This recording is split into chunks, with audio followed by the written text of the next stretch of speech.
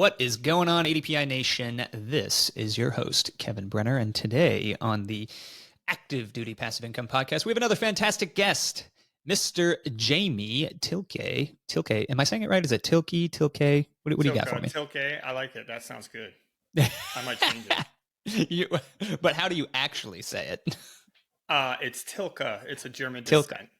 Okay, yeah. Tilke. Because when we started this podcast in pre-show for our listeners out there, I was like, oh, is it Jamie or is it Jaime? Yeah. So I never got over that. And he's like, and you had told me like your first sergeant back in the day, like called you up and was like, Jaime. And you're like, what? Yeah. Yeah. He never called me Jamie, by the way. But anyway. Yeah. So I think that's just my time in Miami has rubbed off a little bit on me. But Jamie's got an incredible story to share with us. Former Green Beret, was in the Army for 24 years and got out and started doing real estate in the Fayetteville area, outside of Fort Bragg, which is now Fort Liberty, I believe. Is that correct? Fort Liberty. And was, he's got a kind of really, really cool story about how he was able to find a need, being the constant people traveling into the area, into Fayetteville, and was able to create an upscale boutique hotel and build a lot of assets in that area while also selling real estate and investing in real estate. So he has the agent investor hat on, but also the kind of short-term rental hotel hospitality operator hat on. So lots of different hats. And of course the Green Beret, right? Which is now off because you're retired, but it's, I guess that hat's probably always on. But Jamie, I mean, God, there's so much to get started here. I think let's give our audience just a quick background of your military background, but more so in the sense of why you wanted to get into real estate while you were in the military and then post-military. Yeah. Well, I think probably for the context of this conversation, I'm going to give you a 30-second version of childhood till the military, right? So grew up in super poverty, right? Like, I mean, we moved sometimes 3 times a year because, we were a welfare family and couldn't afford it and stuff. So never really was fiscally responsible because I really didn't understand money, right? So again, relevant to the entirety of this conversation. So fast forward all the way through high school and then onward, I never really gained a good control of it. Even my time in my military, joined the military in 1995. I got done watching Rambo and I went into recruiters and they had laser disc just to save myself. Disc, I remember that. He showed me the video and it's just like, you'll learn how to de-venomize snakes and shit. And I was like, oh, dang. And so I was like, I'm going to join and be an Army Ranger. And I didn't even know what the hell that meant. Yeah. And then I got in there and I was like, damn, what did I sign up for? But so anyways, I did my 24 years. But in 2007, I was first exposed to the Purple Book, Rich Dad, Poor Dad. And that was kind of my aha moment, if you will, of, dang, I super don't understand money and I super waste the shit out of it. Oh, apologize for that. I'll keep the vernacular down. It's all right. It's all right. We got a lot of adults listening to this. So this part I didn't present in my little bio, and that is because I tend to be the guy that's gonna build an airplane in flight or jump out without a parachute and then forget to put it on. Within 48 months after reading that book, I bought 2 houses with my LES only. This is pre-2008 crash. And oh, no. I bought one. I was a single parent with 3 kids. I bought one. I was going to live upstairs. I was going to redo the basement and rent it out to military people. I was going to house hack.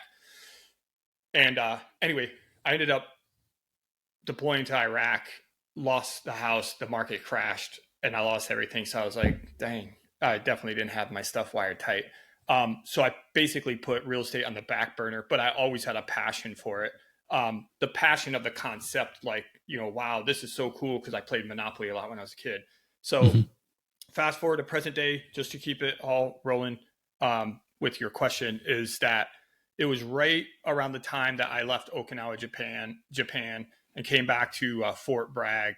And I told my wife, we're going to be real estate millionaires. And she's like, that's ridiculous. We're 6 figures in debt. And, you can't take me out to dinner. And I was like, I know. I'm going to sell the only thing we have. She's like, what's that? I'm like, I'm going to sell this guy. And she's like, what does that mean? And I said, I said, I have the vision, I have the passion, I have the determination, grit, perseverance, and all those characteristic traits to get it done, but I just don't have the money. So I said, I'm going to talk to people that have money, and then we're going to do it. And that's kind of how the boutique hotel thing came to be.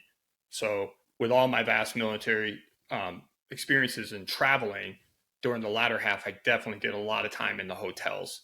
Mm-hmm.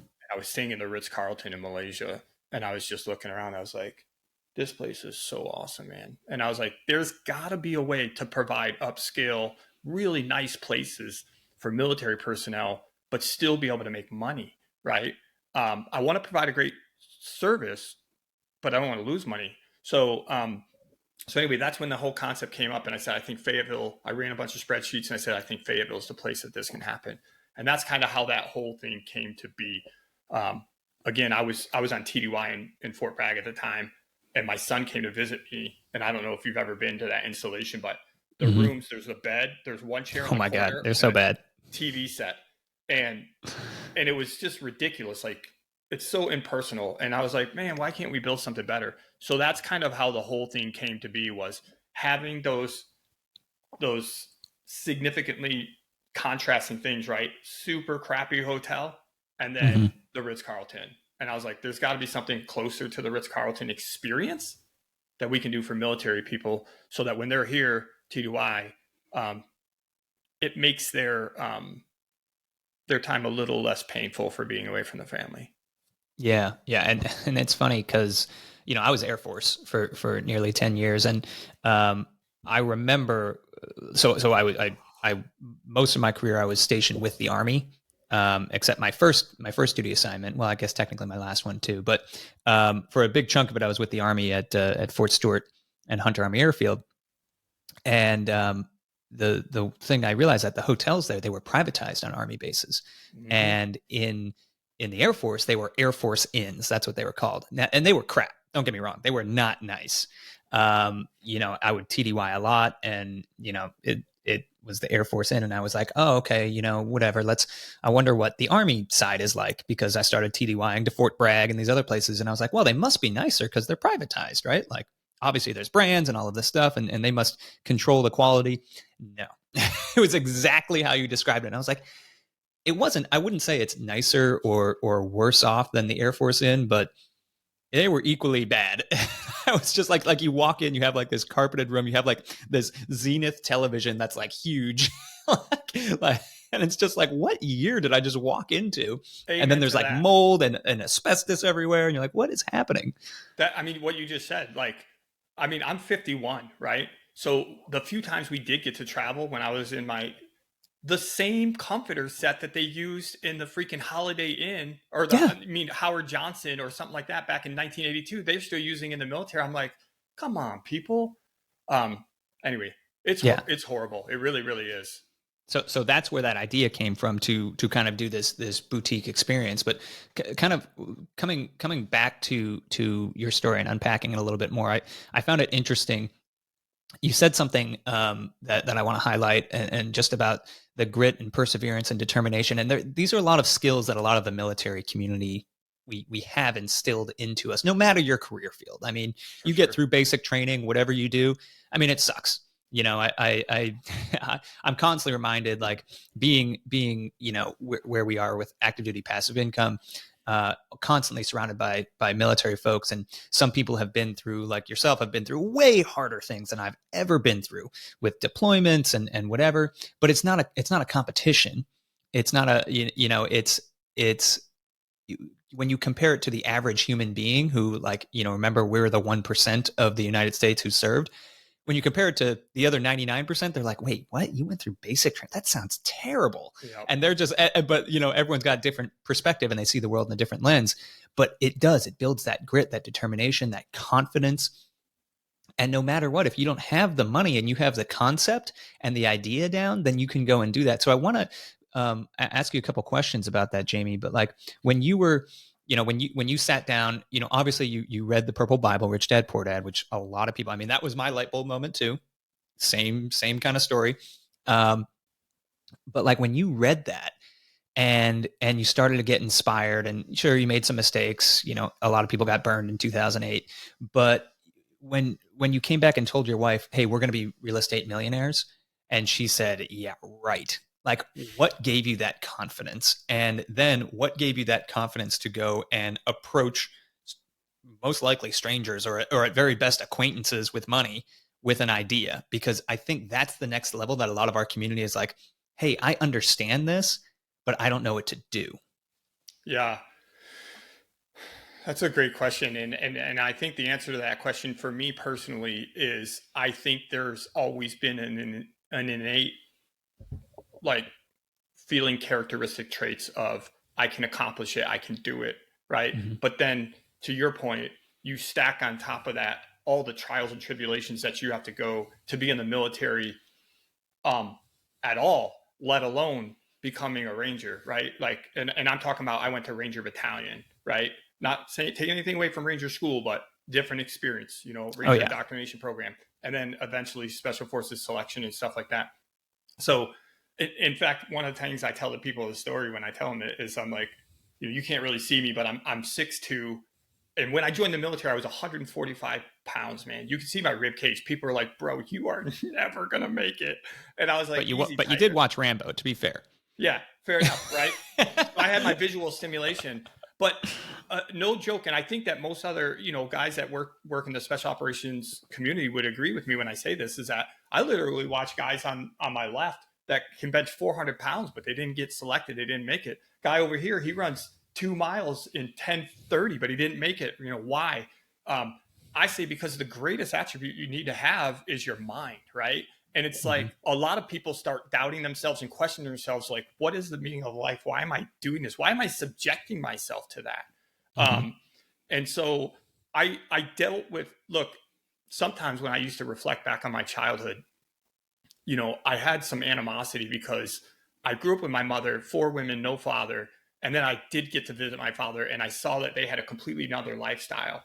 And to me, I was like, that's bullshit, right? Yeah. But I would not be sitting here talking to you today had I not been subjected to the hardships that I endured. I absolutely believe that it made me who I am. And to your point, just like embedded just at a visceral level of, you can sit here and be a victim, or you can get off your ass and you can do something about it, and you can change your circumstances. My first job was 11 years old, and I delivered newspapers, 250 of them. Woke up at 2:50 in the morning. The driving factor for me was this. We were so poor and in such a small town that back then in the 80s, everybody was getting Samba Classics, and they have 3 stripes on there. We went to Kmart and we bought Trax, TRAX. They only had 2 stripes. So when I came rolling into school, there's zero doubt in everybody's mind, you're poor. You don't have nothing. And in some circumstances, wearing people's donated clothes, right? So that was my drive and ambition. It's like, I wanted money because I wanted to change my circumstances. But all of my failures between then and current day were because I didn't understand how to use money, right? Had I had somebody mentor me and educating like what you guys got here, trying to give active duty personnel and saying, listen, you have so much that you can leverage while you are on active duty to be able to truly become a millionaire. And I don't want to digress. I want to come back and I want to fully answer your question. I think that it's your mind, man. You got to have the will in order to be able to get through those, to build the habits that are required for consistency. Without consistency, I tell everybody, 99% of the people, fear is the number one thing that's going to inhibit them from going after all their aspirations. Okay, great. I passed that. I'm going to do it. Now I'm standing at the proverbial cliff. I'm looking down. All my buddies are down there swimming in the water. They're having a great time. Come on, jump on down, Jamie. We want you to be here. Fuck, man, that's a long way down. I don't want to jump, right? How long am I going to sit there, or am I going to turn around and never jump? And that's where I think that you got to have cheerleaders next to you. And also you have to have, you have to have some proof of concept. So maybe you take some small little things in order to be able to get there. But I think the military helped instill that in me, even at a greater level. And I think, just for the sake of time, I'll end it right with this one vignette. And that is, up until 1999, which I had been in the Army for 4 years by that point, I never thought that I was like mentally incapable, but I definitely didn't think I had any intelligence either. I just thought I was just a random dude that was meandering through life. But that's when the Army came out and they said, we need Chinese interrogator speakers. The first 20 people that volunteer, we're going to give a $20,000 bonus. I was at my end of my Ranger Regiment time. I was like, boom, I'm going to take that gig. And to get to the point is this: we started with 20, we ended with 9. And that was the first time in my life that I was like, maybe I actually have something else to work with upstairs besides just, a mainstream intellectual capacity. And then you compound that with making it through Special Forces selection and all the things that, even all the specialty schools inside there, then you have to pass those. And I ended up going on and doing 2 additional languages besides Chinese. And so all of those wins just compound, right? So then when it comes to reading the Purple Book and being like, hey, how do you put this into action? I'm like, that's not a problem, right? One of my favorite books, you can see books behind me, and that's 1/10 of what we have, right? But it's not about how you're going to do it. It's about who's going to do it, right? To include myself, right? So I'm going to get this thing up and off the ground. And then after that, we'll figure the shit out on the fly. But if you just let that fear just take over you, then guess what? As I like to tell my children, accept mediocrity, punch the time clock, come back home, sip a cocktail, do whatever makes you happy. And if that's what makes you happy, congratulations. But I couldn't see myself retiring, being that guy that's just going to go to the bank and start fishing and be content. Nothing wrong with fishing. If you love fishing, fantastic, happy for you. But for me, because of all the visionary shit going on inside my head, I just lay awake at night just trying to contrive new, entrepreneurial type of concepts. And I just love real estate. I love a lot of things about it. And I love the fact that it's a tried and true way. I would argue probably the most stable way for anybody to become independently wealthy, starting from literally zero. Again, less than zero. I started from -6 figures. And within 36 months, we accumulated $4 million in assets under management. So how do you do that? You got to persevere. You got to grit. You got to grind. Yeah, no, and we're gonna break into that story next. I think. Sorry. No, that was a great transition. You're doing my job for me. I love it. Yeah, no, but like just some things that kind of inspired me during the answer to those questions was you being on that cliff, and that cliff metaphor of come on in, Jamie, come on, just jump in, it's gonna be fine. Those cheerleaders that are there, that's the community. Right. Oh. And an active duty passive income, you're listening to this podcast. That is the community. That is our brand new ADPI campus.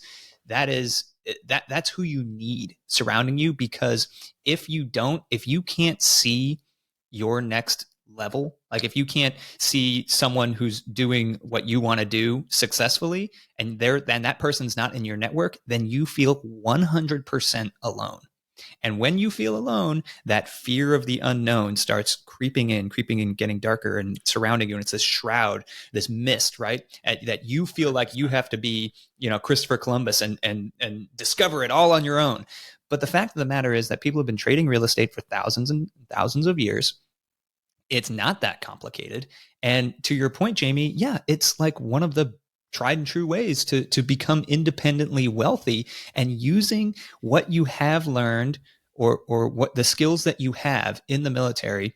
It's so that perseverance and that just concept of, everything is figure outable. And as long as I surround myself with the right people and we take a team approach, then it's going to be fine. And so many people don't understand that because they let fear control them. They let fear drive their decision making day in and day out. And it could be the fear of, oh man, I don't want to spend X amount of dollars, a scarcity mindset. I don't want to spend $2,000, $3,000, $4,000 on a course or a mastermind or a networking event. I mean, you just told me, Jamie, you just dropped $4K on an event.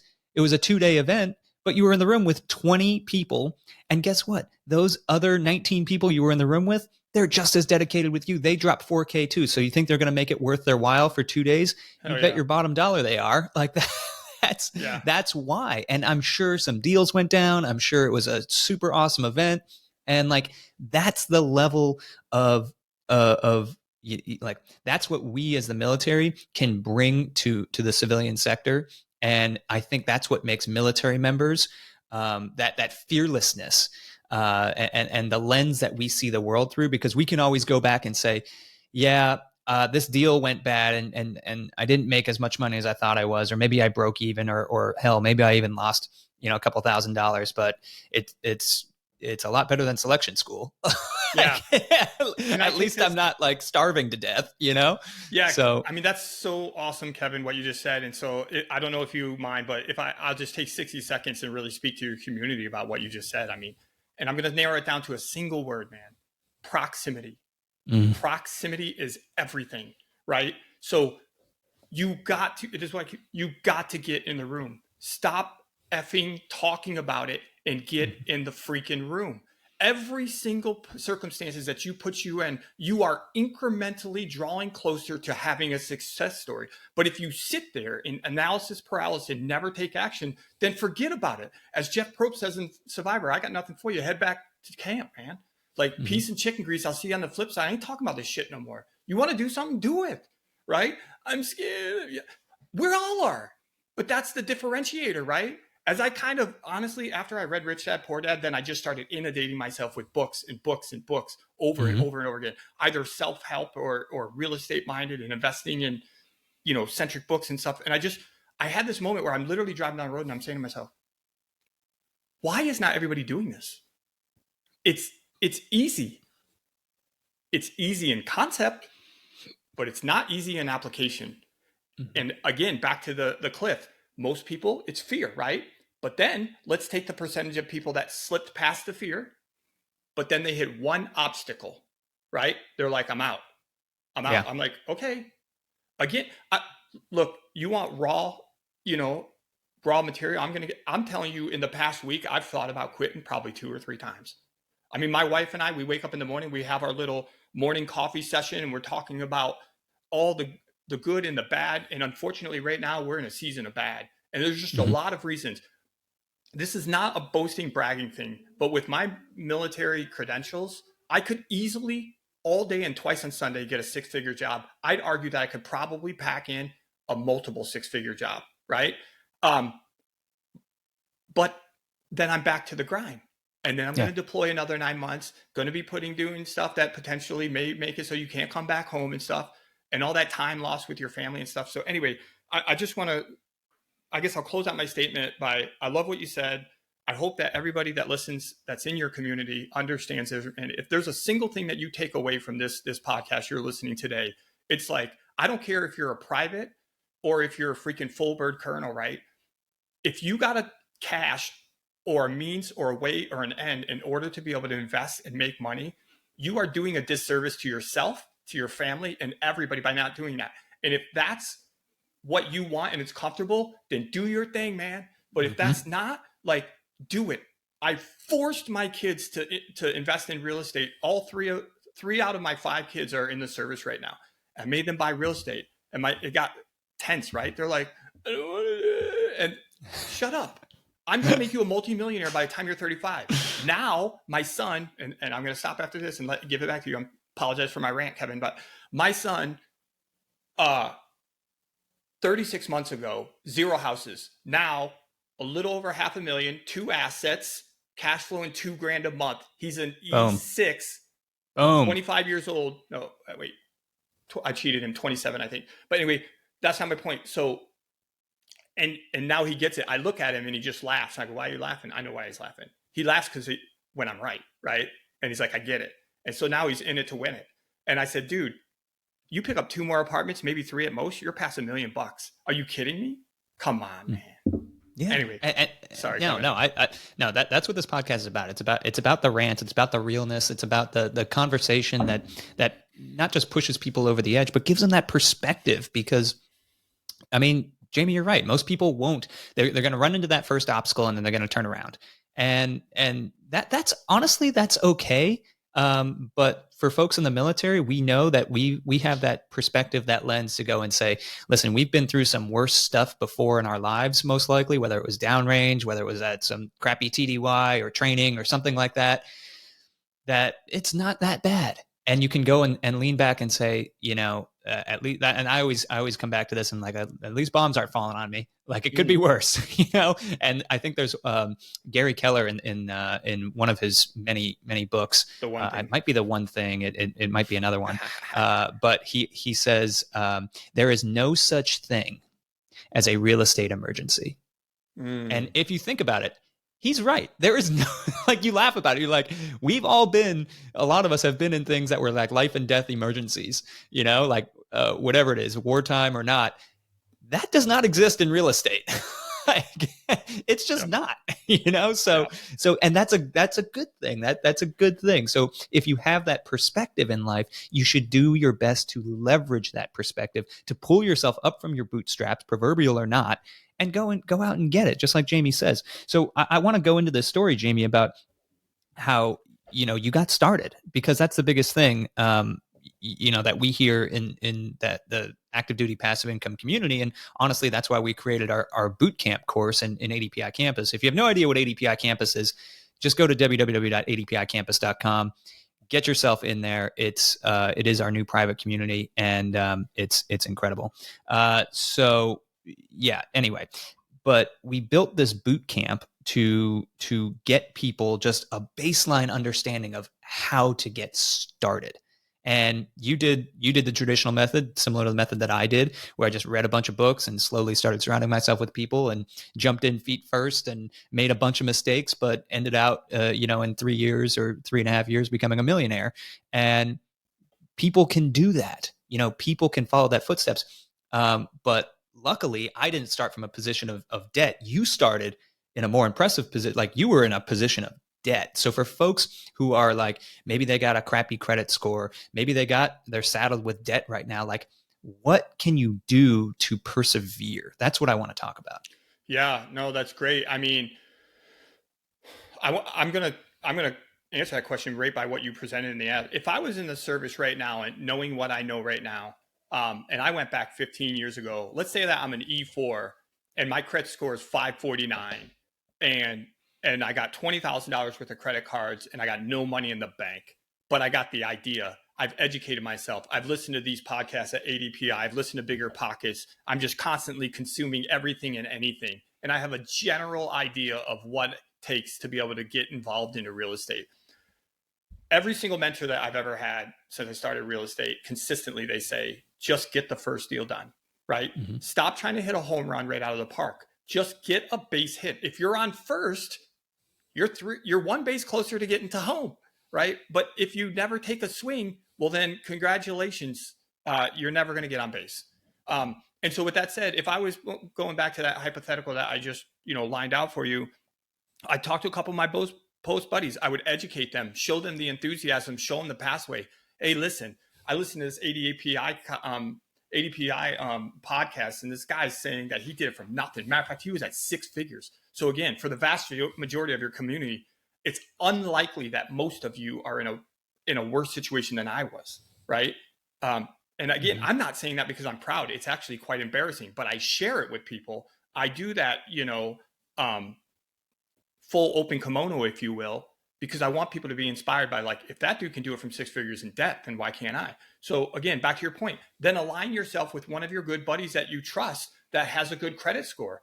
So you might even have to do a 3-partner deal. So maybe, all right, my name's Bob. Rick has a 750 credit score, but he's got no money in the bank. Okay, that's fine. What about Jimmy?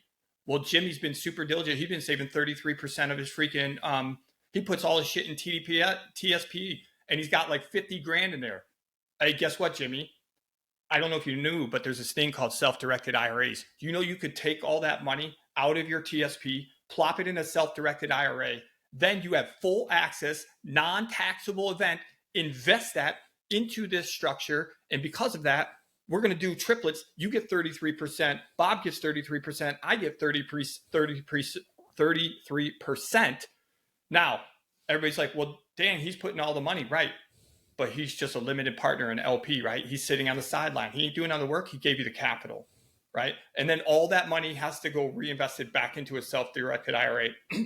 I don't want to get down in the minutia because it's going to pull away from the concept. All I'm simply saying is this, and I love talking in analogies if you haven't figured that out yet. So we just flipped up a puzzle box. It's got 25 pieces. First thing we're going to do is build the border, right? Build a border, educate yourself. Now we're going to start putting in the pieces together. This image is a guitar with, a dog and a cat sitting next to it. If the guitar is the most clearest one, put that piece together. Put the pieces together. And if that's finding the team, if you don't have money, find somebody that has money. If you don't know how to find a deal, find somebody who knows how to get a deal. If you can find the deal, but you can't get approved on credit, find somebody who has credit worthiness. The point is whether you have to bring a bunch of people. Now, if you're a rock star and you are super fiscally responsible and saving 50% of your retirement money, and you got 75 grand in the bank, and you got a credit score of 825, and your best buddy happens to be a licensed real estate agent and has access to a bunch of deals, or is a wholesaler, what are you waiting for? What are you waiting for? No excuse. And then I just want to cap it out in this, right? Because I meet a lot of military people that are super analytical, and then they start going into analysis paralysis, and they're going to find 100 reasons why this deal isn't okay. Stop it. Stop it. Stop it. Stop it. This is what they say in real estate. The best time to buy real estate was when? Yesterday. So, interest rates are 7.5. Who cares? Now, I'm specifically talking to the military veterans who have a VA ability to be able to get and leverage a loan with 0% down. This is what I'm saying. If you get a place and 100% of it is covered by somebody else paying for that, by you house hacking or whatever it is you're doing, who cares if the interest is 15%? You ain't paying for it. Exactly. But I want to make $200 cash profit. Then that's why you're never going to get on base. Everybody wants to make money, and everybody wants to make a ton of money, but you're not necessarily going to get the big win. As long as it's covering, like, I want to be clear, like, I'm not saying don't go after making passive income. That's not what I'm saying, because that's exactly what your whole program is about. All I'm simply saying is, this is what I told my daughter. Your PITI, your principal, interest, taxes, and insurance is $690. You're collecting $900 a month from the two girls that live in your room. Are you losing? No. I'm like, what if you were making $690? Are you losing? No. Because 100% of the cost. Now, people are going to be like, oh, well, what about maintenance and stuff? Okay, I'm trying to give you the global overarching thing. If you ain't spending your money, then you're winning. So back to your question is, you just got to align yourself with the other people that have the missing pieces of the puzzle that you don't have if you can't do it unilaterally. And guess where you find those people? In places like this. That's it, man. Go to ADPI campus, baby. That's it. Come to campus. You got to do it, man. You got to do it. Because something, so a couple things to unpack there. I love the energy, Jamie. Man, I love it. I love it. But like, you know, one of the guys, one of our heroes, Wes Thompson, Army, he's separating now, or in the process of separating E9, and he posted during one of our launch party for ADPI campus. He was watching it, and he posted something like in the chat, and that goes to this proximity thing. Like I call it the 3-foot rule. You call it proximity, but my 3-foot rule is, hey, tell everyone real estate investing, that you're interested in real estate investing, to everyone in a 3-foot radius around you, and then the partners will actually come to you. You don't have to be like overt about it, be like, oh, I'm a real estate investor or something like that, but just like kind of work it out. And that's what you were doing, Jamie, when you were talking to people in your platoon and battalion and all of that. So he said, Wes posted the chat. He goes, I was in the men's room using the urinal, and the battalion commander came up next to me and started talking and saying like, hey, I saw you posting a lot in the active duty passive income community. You're pretty active in there. But his battalion commander, 05, is coming up and talk to him about this stuff. But that's the power. Like, you just start sharing the knowledge that you've learned, share it with other people in that proximity. And you never know. You never know what's going to happen from that. But it's just like you said, man, we are so excited about campus because for the first time in ADPI's history, we finally have a space for people to not only find partners, literally find partners, but also find, post, and trade deals live. Say you have a deal like, hey, I want to sell this house, but I don't want to, whatever, you're a licensed agent or you're working with an agent, who cares? Doesn't matter if it's listed, it's not listed, don't care. But you're like, I want to sell it to another member of the active duty passive income community. I want to pay it forward, say that's your thing. And it's a good deal and whatever. You have that opportunity and you can go and do that. Or on the flip side, hey, I'm looking to buy deals. I mean, one of the guys just posted his 10 unit that he's selling in Pensacola. I mean, it cash flows like a champ. Yeah. 10 doors just like that. And, you bring a couple partners together and you can go and take that down. And where are you going to find the partners? Right in campus. So the proximity and the power of technology and how we're combining that at ADPI to empower the military community to own more of the land that they rose their right hand and they swore to protect and defend. That's it. That is the power. That is why I'm so passionate. That's why, Jamie, you're joining me on this podcast. And that's why thousands of people are listening right now, because that passion is what's going to fuel you to your first deal and to your next deal and the deal after that. And it's really, really, really important stuff. 100%. Jamie, you shared a ton of information. I want to talk, before we go into the bonus round, I want to talk about more about this, the boutique hotel and kind of this. So pretty much your story, you were in debt, and you started partnering up and taking down deals. Was the boutique hotel like the first kind of big deal in the portfolio? And if so, we kind of talked about at the top of the show what drove you to that, the behind the scenes, what drove to that decision making, why boutique hotel, all of this stuff. But is there something that you learned from operating from that deal specifically? Is there something that you learned that you think would be helpful to share with the audience? Dang, there's so many things I'm trying to think of. You have to choose one. No, well, I'm kidding. Let me just say this real quick. So I did not jump in with a single family. I jumped in with a 12-unit apartment complex. We bought the entire thing on 2 acres. For people that was your first deal, like you were in hundreds of thousands of dollars at 6 figures in debt, and you said 12-unit. Yes. Dude, I freaking love that. I love that.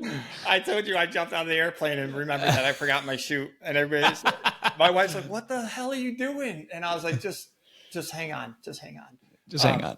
So anyway, and to make matters worse, so for you that don't know about commercial real estate, typically apartment units are classified and by levels of A, B, and C, right? So like a C minus is you're in the hood, like shit's getting real, you're probably going to get shanked or something like that. And an A plus is like tons of amenity, newly renovated, and everything in between. Luxury, yeah. To the best of my knowledge, at this point, there's not technically a D category, but it's frequently used. If it's there, it's in Fayetteville. Yeah. Well, it's typically used within real estate conversations when you meet with other investors.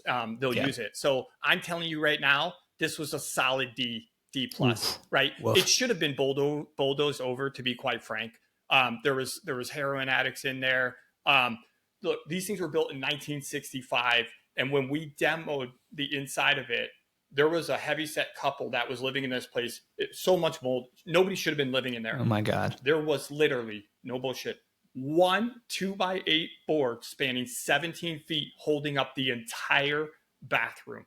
Had that not been a piece of lumber from 1965, it probably would have already caved in. And I said, I cannot believe that people were living in these places. It absolutely blows my mind. But so I paint that picture because we ran into every possible obstacle that you could.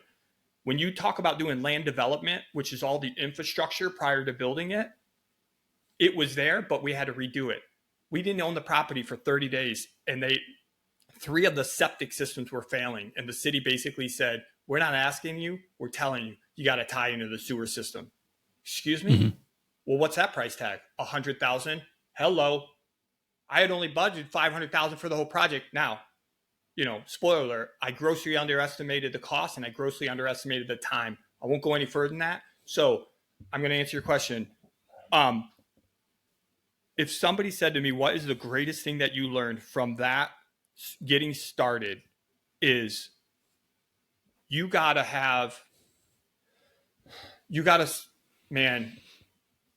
find somebody that can really show you how to do these construction deals the right way. I'm talking about specifically with a full renovation thing. So, if this hadn't needed that, then maybe that wouldn't have been my primary thing. But the fact of the matter is, at that point in my life, I had changed maybe a couple light fixtures in my house, a door handle, mm-hmm. Something like that. But you're not a contractor, no, by any means.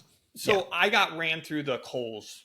There was tons of shit that I was told we should do, but the reality is probably wasn't necessary. But I didn't know what I didn't know, so I had to learn the hard way. And we have spent a lot of money that I shouldn't have spent, and this and that. It was all an education, right? So I guess what I'm trying to say is I'm going back to one of the things that we said in a previous segment, which is it's all about who, not how, right? So how are you going to renovate these things? Okay, that's we know that. But who's the person that's going to help you do it? Now, if you're listening to this podcast and you've been shadowing your father for 20 years and you're a carpenter by trade and you can do 98% of it, congratulations, man. Like that's the piece that Fantastic, you're bringing to the puzzle. But guess what? This guy, not so much, right? They're like, yeah, don't worry about that crooked board. It's all good. I'm like, looks weird to me.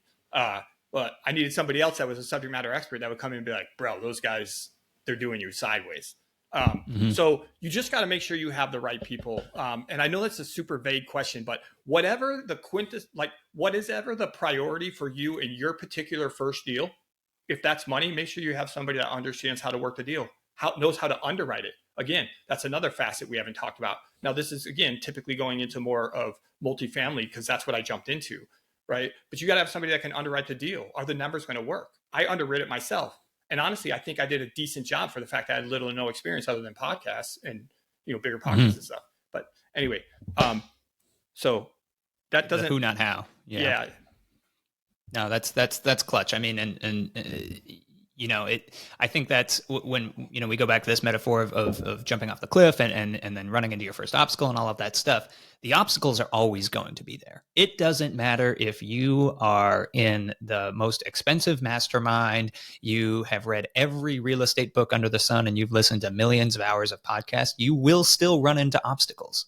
But the power of your network is it's so expansive, because when you surround yourself with people who are a couple steps ahead of you, and you're quote unquote the dumbest guy or dumbest girl in the room, which is kind of self-deprecating and kind of insulting, but it's just a perspective move. I love that perspective. Yeah, I know. I want to be there, and I join masterminds and pay big time money to be in those masterminds to leverage those networks. But it's not just your network. So if you have an issue and you're like, oh man, I think Terry over here has dealt with this issue, let me talk to Terry.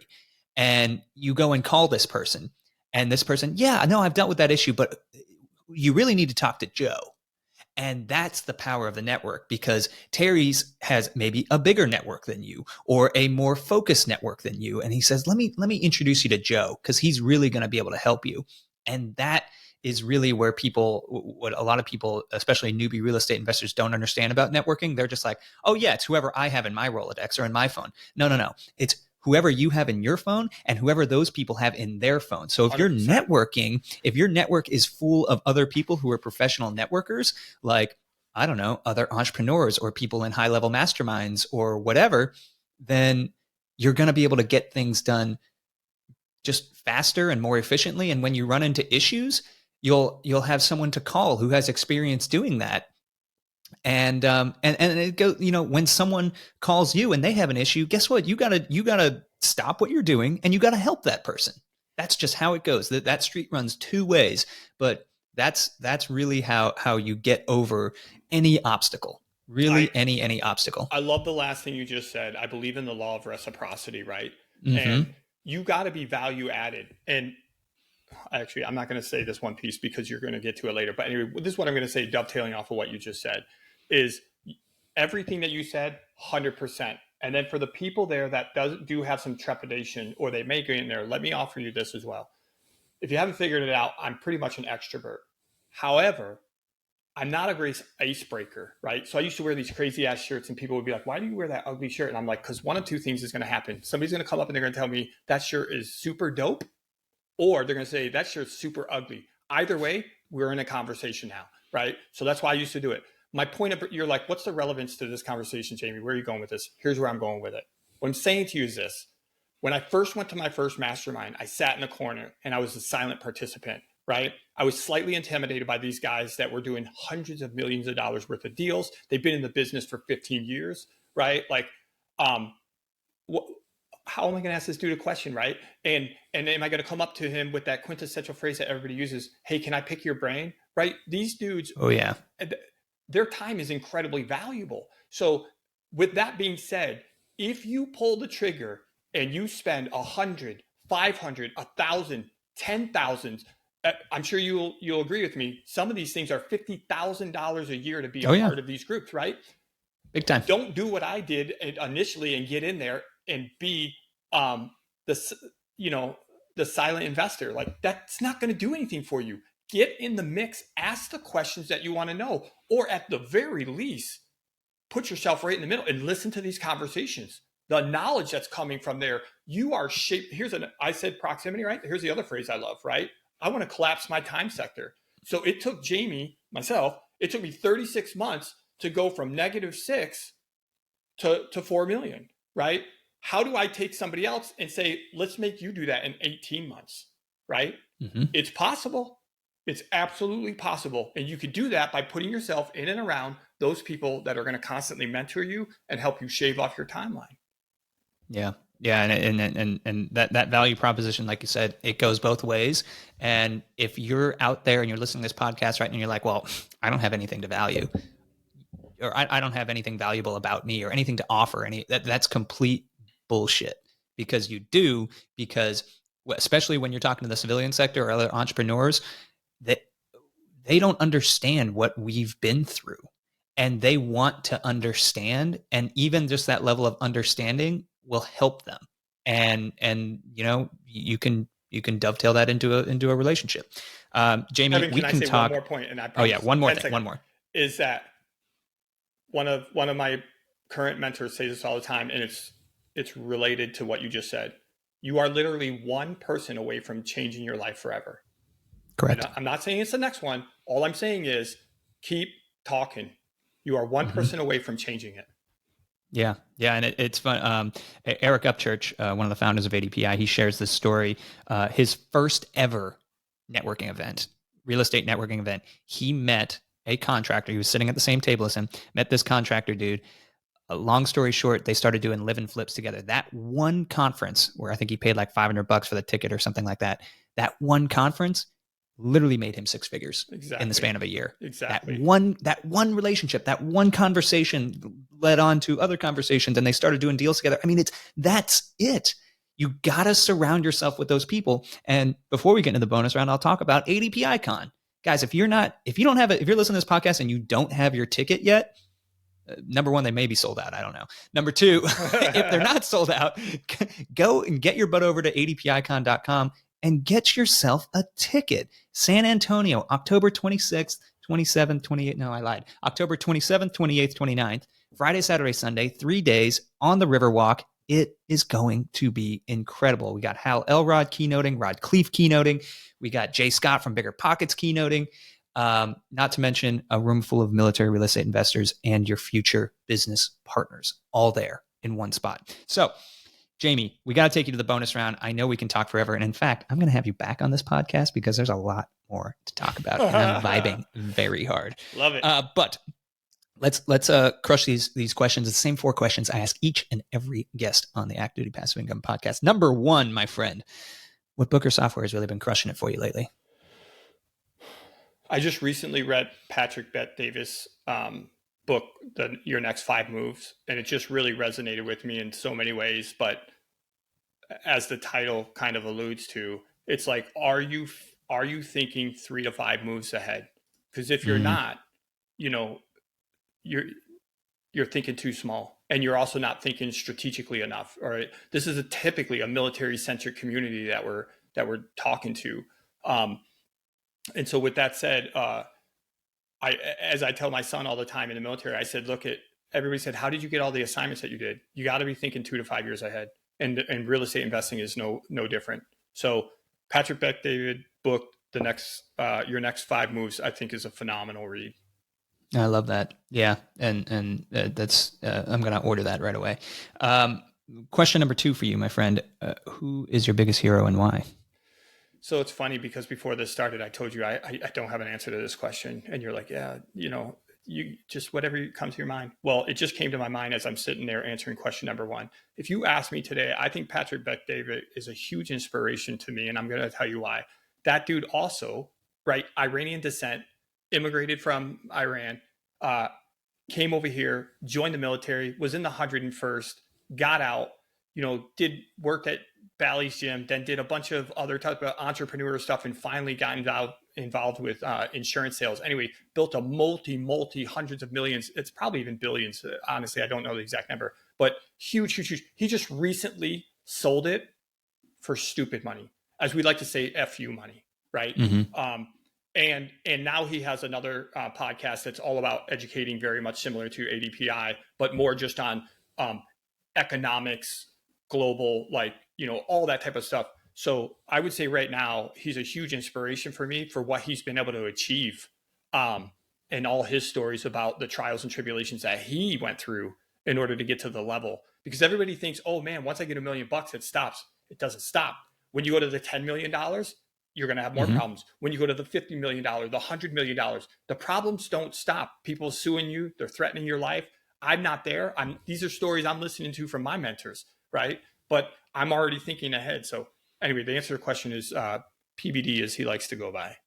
Yeah. No, that's incredible. And one of my mentors, they told me that there in life and in business specifically, there's always a massive dump truck full of shit that is in reverse, like deep, deep, deep, and it's about to dump right on your head.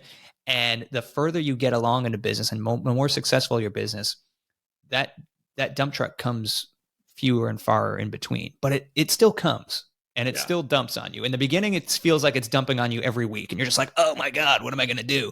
But as you grow your business and you build more systems and automation and hire more employees and do all this stuff, it still comes, but it just comes less often. And maybe there's more shit in the truck when it comes. But the point is the problems, they're going to be there, but in business and being an entrepreneur and coming out of the military into entrepreneurship, I've learned that we are able to put up with a lot more of this stuff than normal people are, just because we have that resilience from our training built into it, and we have that perspective that we both spoke about earlier. So if you're worried about jumping into real estate or having like, oh no, all those problems are going to happen and all this stuff, don't worry about that.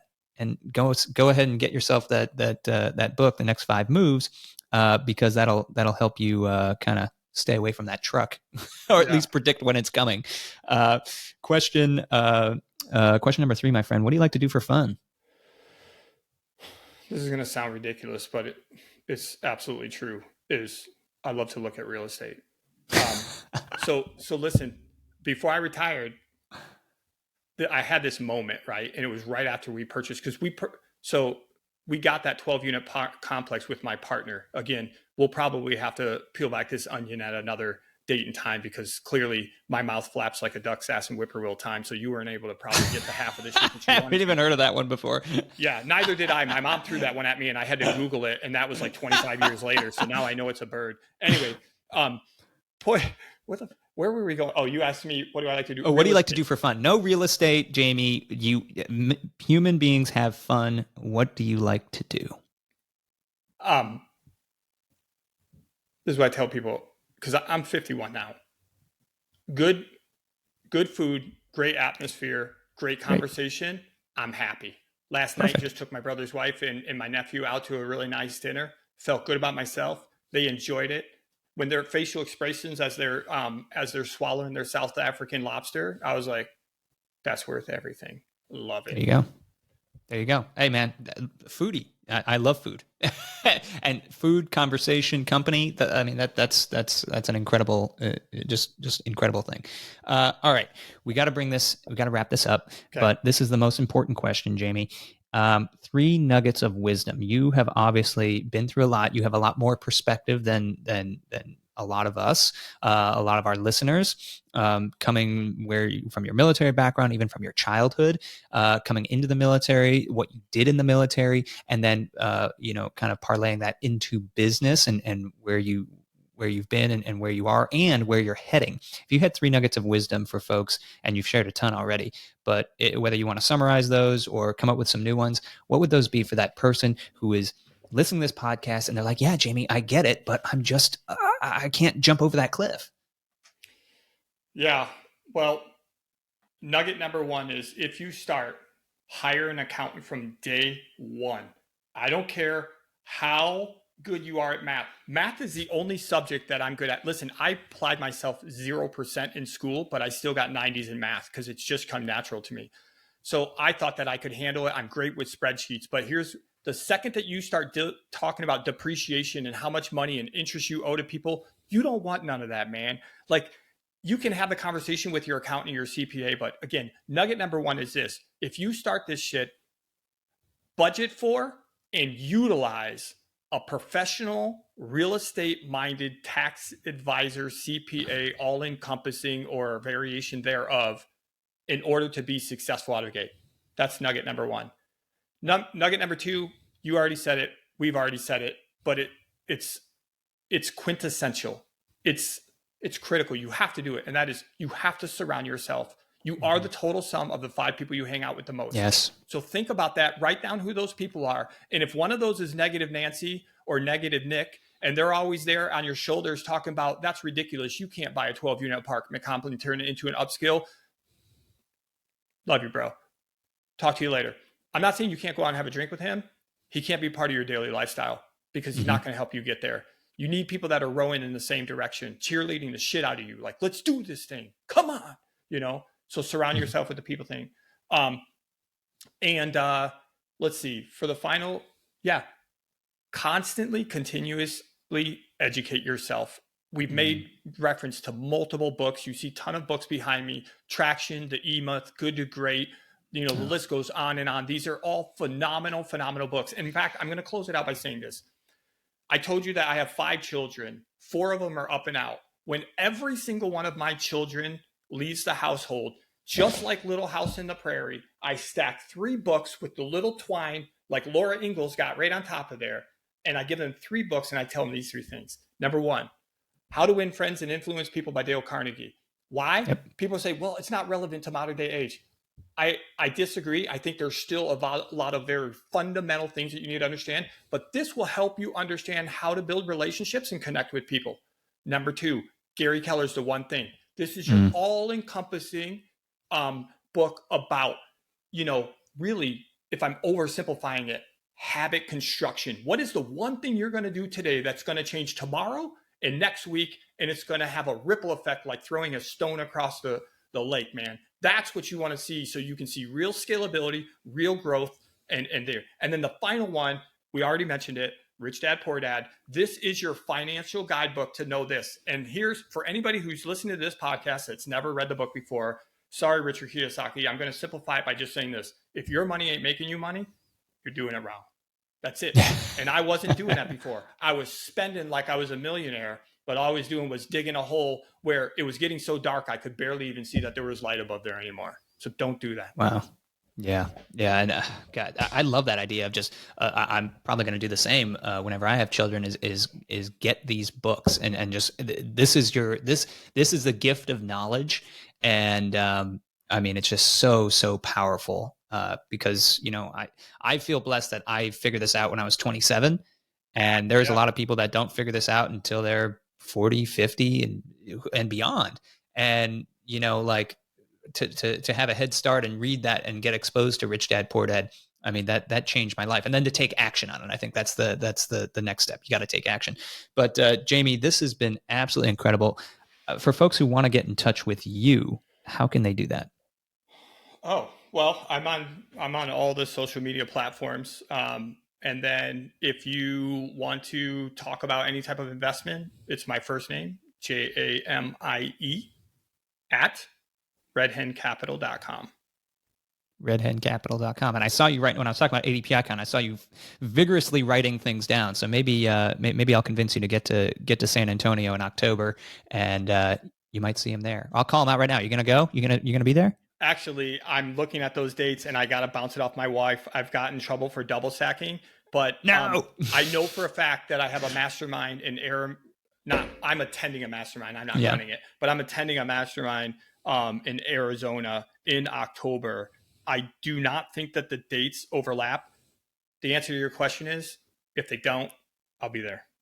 Woo! And bring your wife too. It is very spouse friendly, and I think it's going to be just a fantastic thing. So, Jamie, thank you so much for being on the podcast. You have inspired so many, and I'm definitely going to be reaching out to get a follow-on episode because we got a lot more to dig into, a lot of stuff that we didn't get to talk about today.